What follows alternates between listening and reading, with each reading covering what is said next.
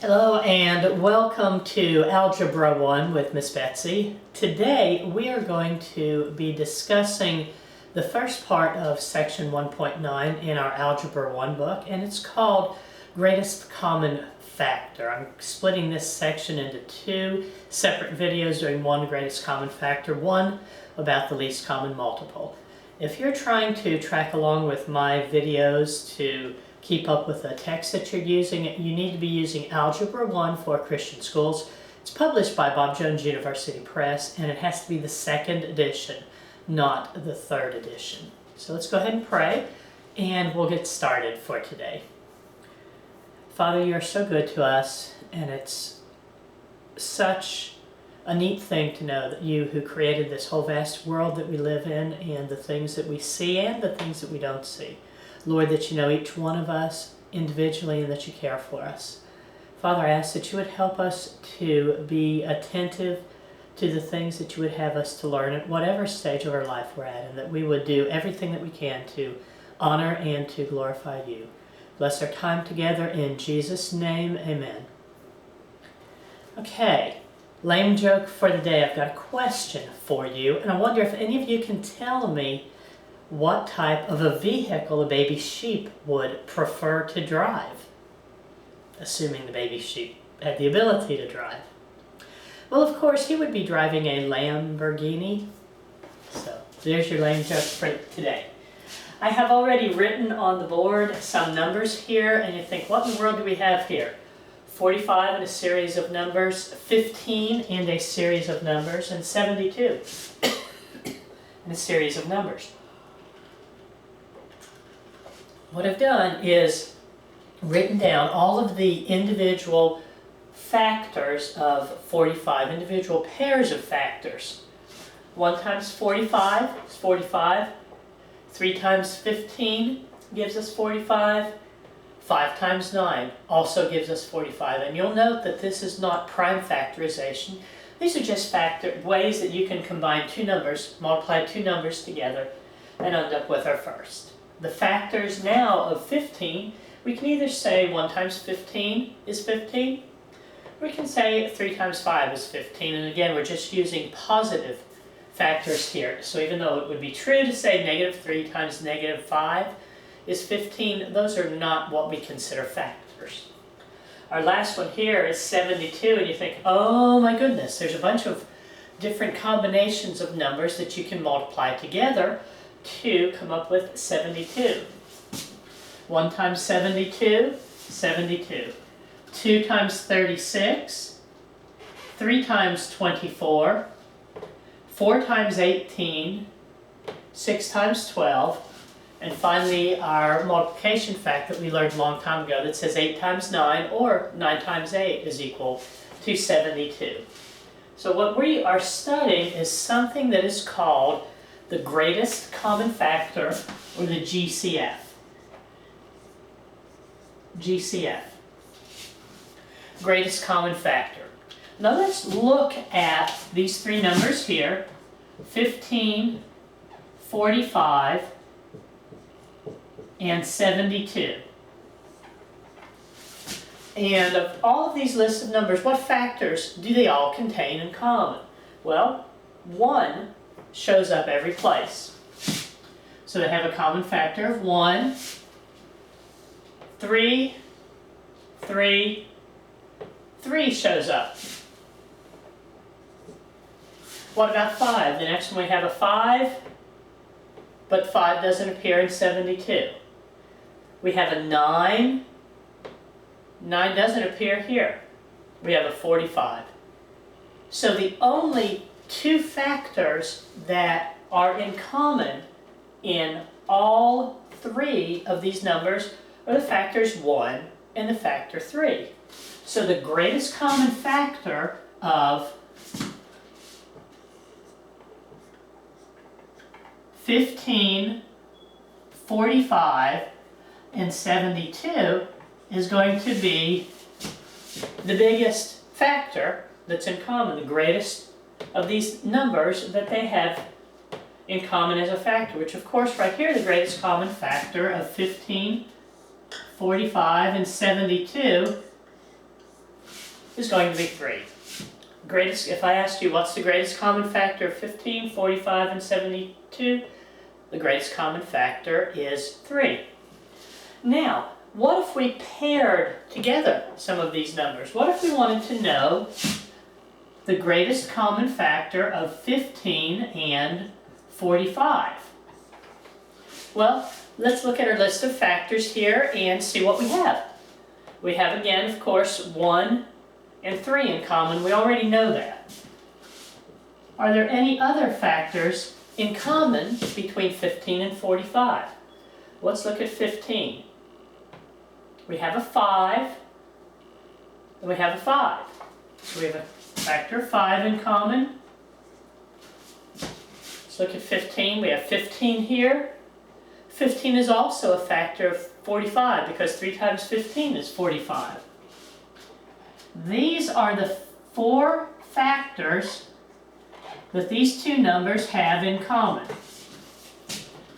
Numbers 45 and 15 have these 4 factors in common.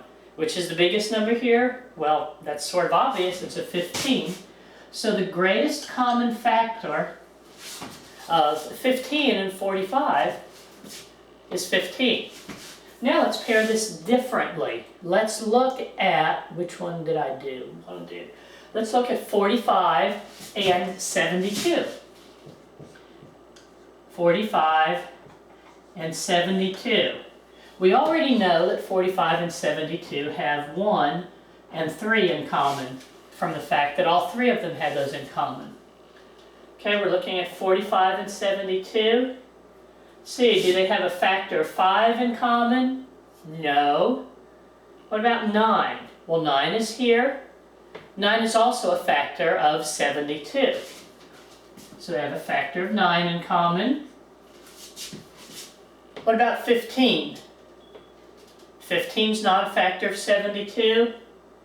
45 is not a factor of 72. So what we have here are the 3 factors that 45 and 72 have in common. They're the factors 1, 3, and 9. Once again, the largest, well, the biggest, or the greatest factor that they have in common is 9. So this is what we're talking about when we use the term greatest common factor. And you use greatest common factor a lot to reduce fractions. If you find, let's say that you have, this is just a little bit off the cuff, they refer to it pretty quickly in the book. Let me see, 9 times 5, well right here, 72 and 45. If we had the fraction 72 over 45 and we wanted to reduce that to lowest terms, what we would do would be to divide both the numerator and the denominator by the greatest common factor. 72 divided by 9 is 8. 45 divided by 9 is 5. So the fraction 72 over 45 reduces to 8 over 5. Now this is all I'm going to say about this for right now because they just sort of mention that just very briefly at the beginning of section 1.9. So we now have seen what a common factor is. These are common factors to these pairs of numbers, but the GCF, or the greatest common factor, is the largest factor that any group of numbers have in common. So let's say that we wanted to ask you what the GCF was of a couple of numbers. Greatest common factor. And I'm going to give you ones right now as illustrations that you can easily do in your head. What if you wanted to know what the GCF of 16 and 24 was? I should write and. 24. Sit and think about that for a moment and think of multiplication facts that would result in 16 and 24. And you're probably going to pretty quickly come up with the fact that the GCF is going to be 8, because 16 is equal to 2 times 8, 24 is equal to 3 times 8. So the greatest common factor of those two numbers is 8. So let's go ahead and see if you can tell me what the greatest common factor of 12 and 18 would be. Once again, we're not going to use any special methodology. I want you to just think about what you know of what factors there are for 12 and what factors there are for 18. Once again, right here, if you think, what can you divide 12 by? You divide 12 by 2. 2 times 6 is 12. 3 times 6 is 18. So that 6 shows up both places, and we have the greatest common factor.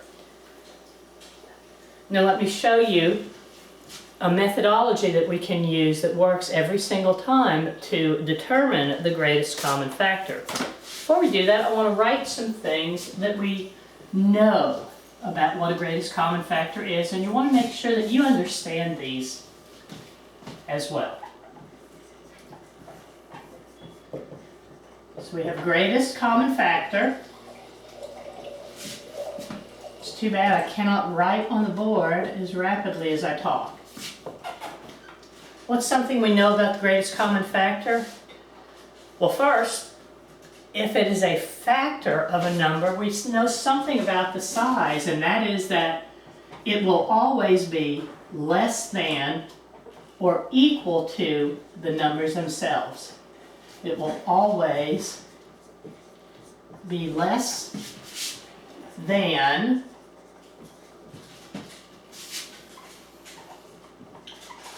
or equal to the numbers being considered. What do I mean by that? Well, let's look again at, what did I have? 16 and 24. What if I said that the greatest common factor was, I think 16, 48. It must be 48. Because I've done some multiplication in my head, and I know that 3 times 16 is 48, and 2 times 24 is 48. Well, that's a true statement, but 48 is not a factor. Factors are the numbers that you multiply together to get your result. So a factor of 16, the biggest number that can possibly be a factor there would be 16, because when you say 1 times 16, you get your result. So greatest common factors, just remember, they're never going to be larger than the number themselves. And what is the greatest common factor? It is the largest possible integer. This comes right out of your book. Largest possible integer that divides evenly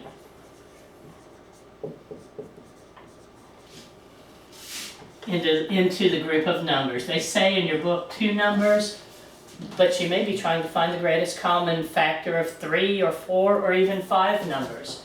So it's the largest possible integer that divides evenly into the group of numbers.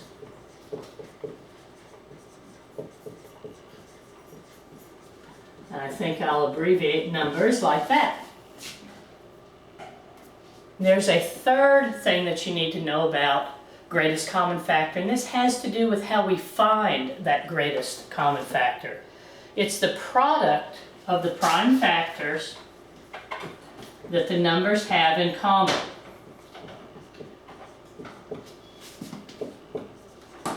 Product of the prime factors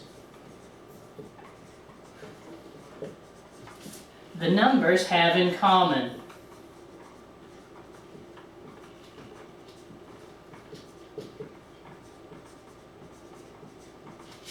All of this information I pulled directly out of your book. It's easy to fall into the trap of trying to read a math book like you might read a history book. But a lot of the stuff that's written in a math book, you have to put it all together and understand what it's actually saying and be able to use it, because It's not just a simple fact like the War of 1812 began in 1812.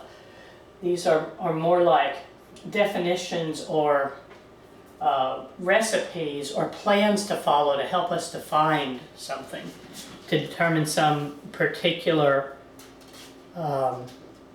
operation, perhaps. I didn't say that particularly well, but just know that you have to understand exactly what a greatest common factor is, and these are arithmetic vocabulary, I guess you have to have. Let me go ahead and move on to example 1. We're in section 1.9, I believe it's page 35. Example 1 says, let's find the greatest common factor of 18 and 56.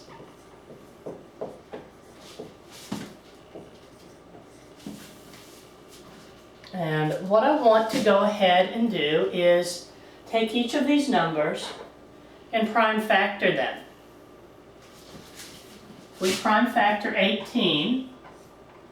I'm going to use our factor tree here. 3 times 6 is 18. 3 is prime. 6 is not.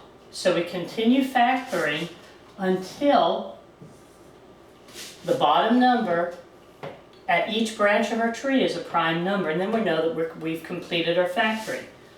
We see that 18 can be written as a product of primes by saying it's 2 used as a factor 1 time, times 3 used as a factor twice. And we're going to indicate that by saying 2 times 3 squared. And you can check this in your head. 2 times 9 is 18. Now we want to go ahead and factor 56 as well. And I'm just going to go ahead and use ladder division, upside down division for this. What is half of 56? Half of 56 is 28. 2 will go into 28. 14, 2 goes into 14 7 times. We look at the outer part of this ladder. All of these numbers here are prime, aren't they? We began with the smallest prime number that would go evenly into 56, continued. And we see that 56, the prime factorization of this, would be 2 used as a factor 3 times, or 2 cubed, times 7. And if you want to verify that in your head, what is 2 cubed? That's 8. 8 times 7 is 56. First part of the problem is completed. We have found the prime factorization of each one of these numbers. Now, what are they asking us to find? They're asking us to find the greatest common factor.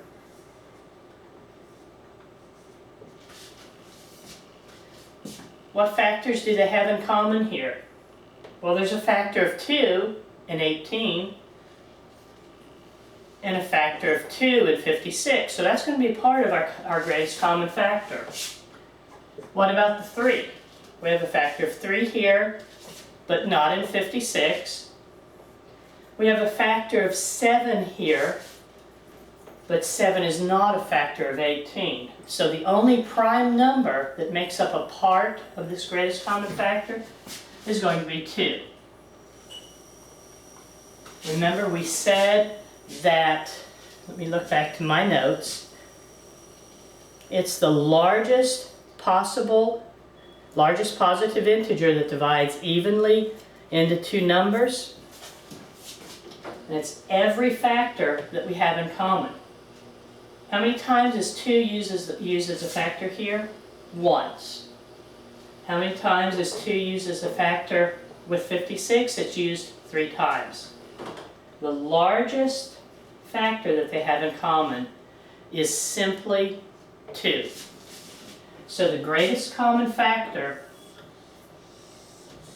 of 18 and 56 is 2, and you'll notice that it's the lowest power. And we'll talk about that in just a moment. Okay. What they have at the bottom of page 56 in your text, I'm going to go ahead and write here on the board for us because we're talking about how we're going to find the greatest common factor. I just stepped you through it without you having looked at the recipe or at the algorithm would be what they call it. It's the plan of attack that you're going to use to find the greatest common factor. So how do we find it? I'm going to leave it right up here on this side of the board. Finding the GCF. What did we do first in that example problem that I wrote for you just now? We prime factored. And then we used exponential form, didn't we? We didn't say 2 times, let me see if I can spell it, exponential. We didn't say 2 times 2 times 2 times 7 is equal to 56. That's true. We used exponential form, which was 2 cubed times 7. So first step, you prime factor, you use exponential form. The second step, again, this is in your text. Second step says, identify the factors that you have in common. Identify the factors that are common to both numbers.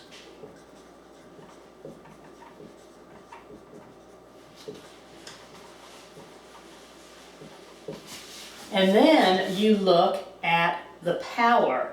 And they say, what is the highest common power?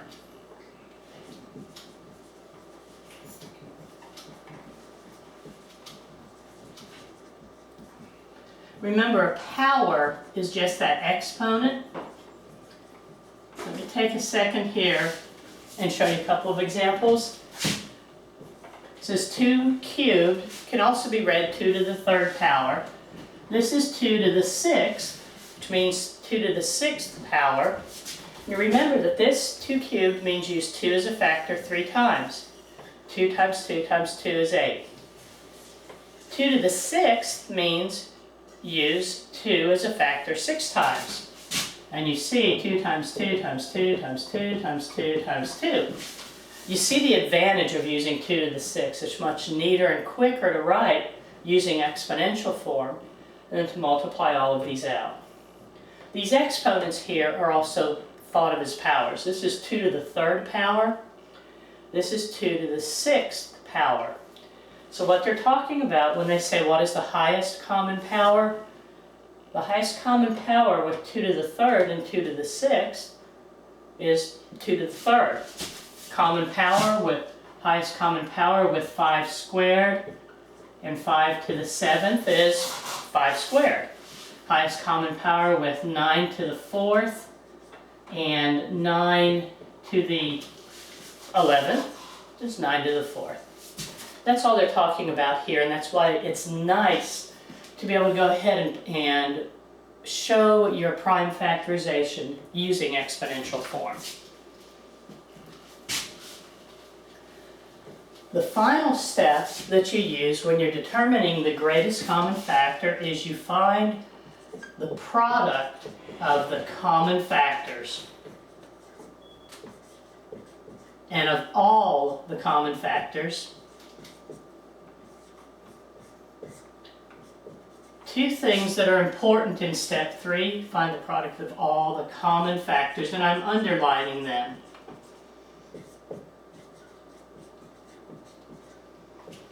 When you're finding the greatest common factor, it has to be all of the factors that the numbers have in common. Not all of the factors in general, not only some of the ones that they have in common, but all of the factors that they have in common. So, I'm going to leave that plan up over there on the right-hand side of the board. We're going to do example 2 from your text. And we want to find the greatest common factor of 720 and 840. I'm going to factor one of these numbers using a factor tree. I'm going to factor the 840 using ladder division or upside down division. 720, and remember there's so many different ways you can break this up, but by the end of the problem there's only one way that you can show the prime factorization of the number. What jumps out to me here is not that half of 720 is 360, but that I can multiply by 10. So I have 10 times 72 is what I'm going to pick out as my first two factors. 10 is not prime, but it's 2 times 5. Both of these factors here now are prime, so I circle them. That's the end of that branch. What two numbers can I multiply together to get 72? Well, 6 times 12 comes to mind for me. Very likely it's going to be something different for you, but that's okay. 6 is 2 times 3. Both of those numbers are prime, so they get circled and we're finished with that branch of the tree. 12 can be 3 times 4. 3 is prime. 4 is not, but 4 can be factored 2 times 2. At the bottom of every single branch of the tree, we have a circled number. That means we have broken this down so that the only factors we have showing are prime numbers. So we're going to say that 720 can be written as a product of primes this way. What prime numbers do we have? We have a 2, we have a 3, and a 5. We have a 2 first. We're going to put them in increasing numerical order. I have one factor of 2, 2, 3, and 4 2s. Using exponential notation, that's going to be 2 to the 4th. 720 is 2 used as a factor 4 times. Now, we have 3 used as a factor twice. 2 to the 4th times 3 squared. We have one remaining prime factor of 5. And this right here is the prime factorization. It says 720 prime factors into 2 to the 4th times 3 squared times 5. Now, let's go ahead over here and use ladder division for 840. With ladder division, you always want to start with the smallest prime number that divides into it evenly. So an even number, we're going to divide by 2. Half of 840 is 420, and we can continue dividing by 2. Half of 420 is 210. Half of 210 is 105. Now, we can't divide 105 by 2 because it's not an even number. We can, however, divide it by 3 using our sum of the digits rule. 1 plus 5 is 6. Because we can divide 6 by 3, we know that we can divide that entire number by 3. 105 divided by 3 is 35. Can't divide that by 3, but we do know that 35 is 5 times 7.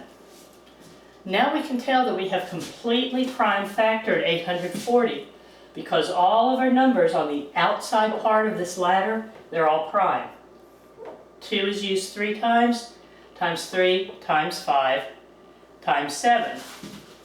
So the prime factorization of 840 is 2 cubed times 3 times 5 times 7.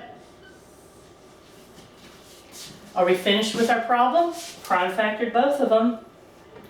No, not finished yet. What are they asking us to do? They're asking us to find the greatest common factor of 720 and 840. How do we figure out what our greatest common factor is? We find a different pen here. We're going to just follow this pattern over here. We already did the first part. We prime factored it. We have it in an exponential form. Now we're going to identify what factors we have that are common to both of these numbers? Well, we have a factor of 2, 3, and 5. Both of these numbers contain factors of 2 and 3 and 5. So we know that that's a part of our greatest common factor, 2 times 3 times 5. The second part says let's look at the powers now, and we're going to pick the highest power that they have in common. What that translates into is the smallest power. 2 to the 4th, 2 cubed, the smaller power there cubed, that's the highest one that they have in common. 2 cubed, because they only have 3 factors of 2 in common. We have a 3 squared here, 3 to the 1st, so we have a factor of 3 in common, and we have a factor of 5 in common. Our greatest common factor now is the product.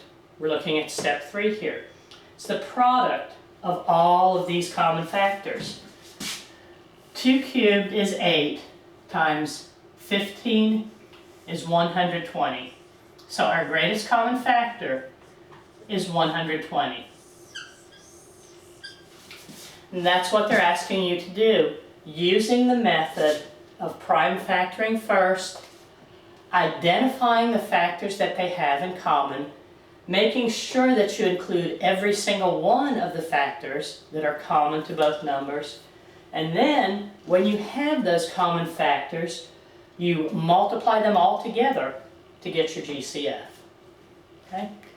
Let's go ahead and do 2 more quick examples. These are not in your book, but I wanted to work a couple more for you because I know this is a new process to some of you. So let's go ahead and do this quick one. We want to find the greatest common factor of 150 and 165. Find the GCF of 150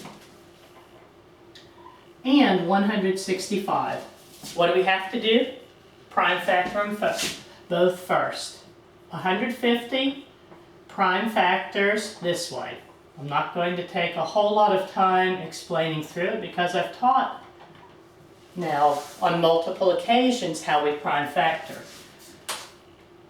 So 150 is 2 times 3 times 5 squared. 6 times 25 is 150. So this is prime factored. I've used the factor tree method, and I continued factoring until the bottom number of each branch is a prime number. I'm going to use upside down division to find the prime factorization of 165. And 7, I should start with the lowest prime number that factors into that, which would be a 3. How do I know it's a 3? I wrote 5 because I knew right away that I could divide 165 by 5 because it ends in 5. But as I was talking, I was adding together the digits. 1 plus 6 is 7, plus 5 is 12, because 12 is divisible by 3. This number here is also divisible by 3. And we want to start with the lowest prime factor that works. Doesn't start with 2, obviously, because we have an odd number. 165 divided by 3. I'm thinking that I must have done something wrong here. Let me look at this. 5. 3 times 5 is 15.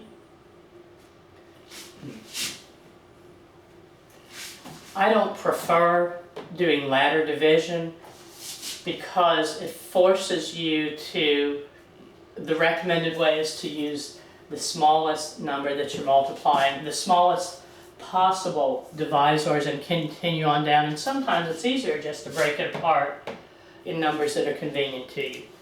But this works like it's supposed to. Let's see.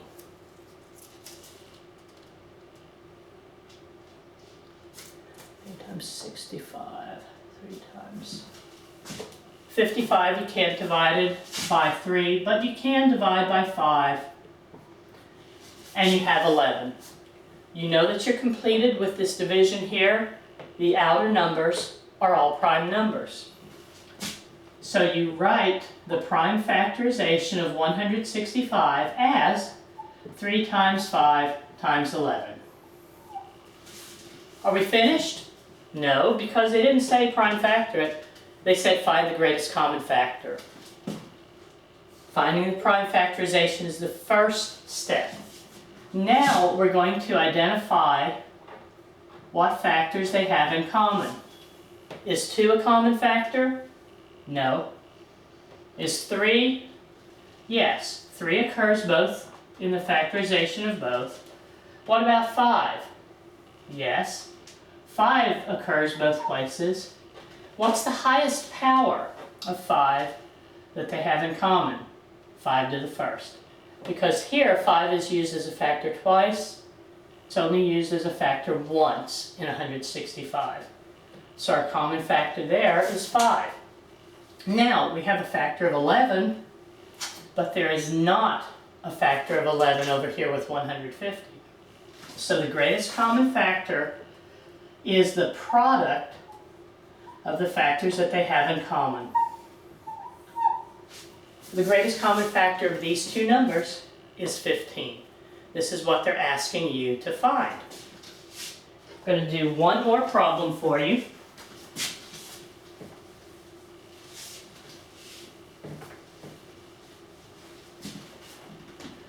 And I selected 252 and 105. 252 and 105. I'm going to take 252 and use ladder division for this. 252 divided by 2, I get 126. Why have I started doing this? Because if we're going to find the greatest common factor, we have to prime factor each number. Half of this is 63. Cannot divide by 2. I'm at 21. 3 times 7. The outer numbers now are all prime numbers. So I have completed my prime factorization, and 252 has 3 unique prime numbers that are a part of that factorization. It's 2, 3, and 7. 2 is used as a factor twice, so we have 2 squared. 3 is used as a factor twice, 3 squared, times 7. What this is, 4 times 9 is 36, times 7, does that really equal 252? 36 times 7, 6 sevens are 42, carry the 4, 3 times 7 is 21, and 4, 255. I encourage you to always take just that extra second or 15 seconds to verify when you prime factor something to make sure that you've done it correctly. There's nothing more frustrating than to go through all of the effort of working a problem and get it wrong because of a simple computation error. Now, let me use a factor tree to divide 105. I'm going to say that I see that 5 will go into 105 times 21. 5 is prime, 21 is not, but it factors into 3 times 7. All of the ends of my branches are prime numbers encircled, so I've completed the problem, completed the factorization. 105 is 3 times 5 times 7. Are we finished? Nope. Got to find the GCF, not just the prime factorization. What do we do now? Look at step 2. To find our greatest common factor, we're going to identify the factors that they have in common, and we're going to use the highest common power. Is there a factor of 2 in common? Nope. What about 3? Yes, there's a factor of 3 in common, and the highest power that they have in common is 3 to the first. A factor of 7 is in common. 5, however, is not a common factor. So we have identified the factors that are common to both of the numbers. Now we're going to find their product. The product of 3 and 7 is 21.